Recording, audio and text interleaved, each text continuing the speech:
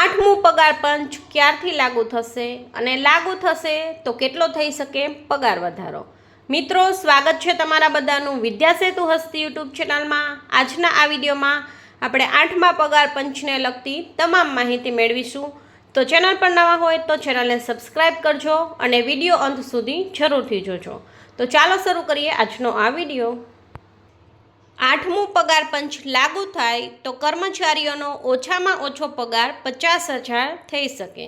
2029 લોકસભાની ચૂંટણી પહેલાં આઠમું પગાર પંચ લાગુ થાય તેવો કર્મચારી મંડળોનો આશાવાદ.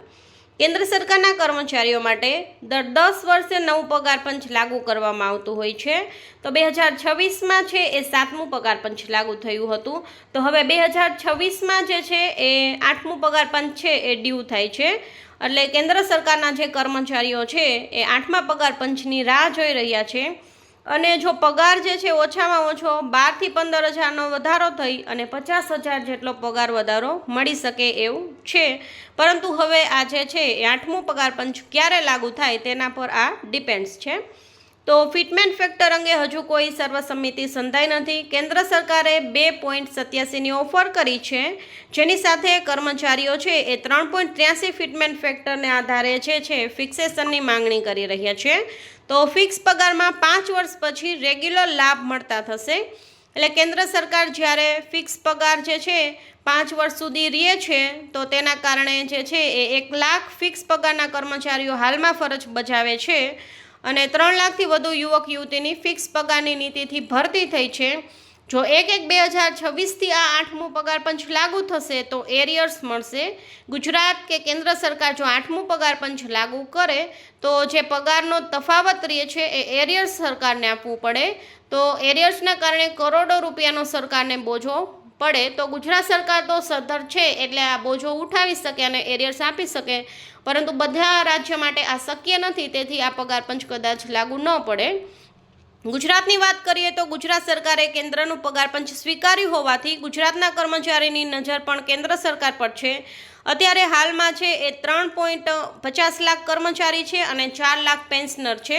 આ તમામનો પગાર વધારો છે એ ગવર્મેન્ટને કરવો પડે.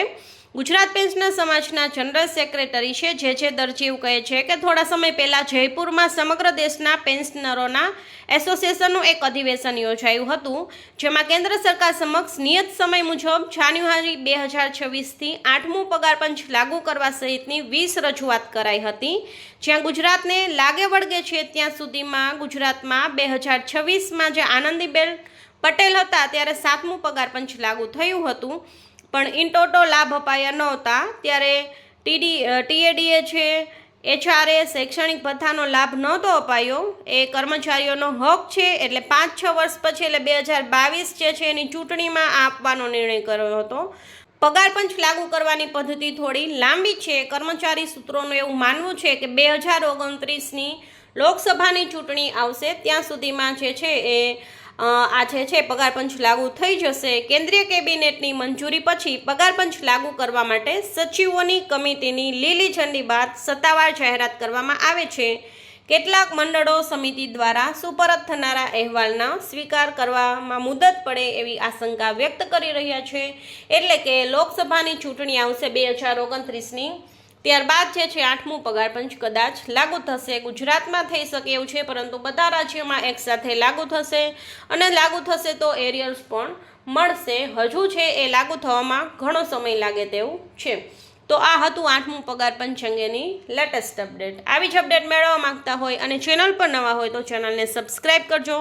કંઈ પણ પ્રશ્ન હોય તો કમેન્ટ બોક્સમાં અવશ્ય રજૂ કરજો. ફરી મળીશું નેક્સ્ટ વિડીયો સાથે.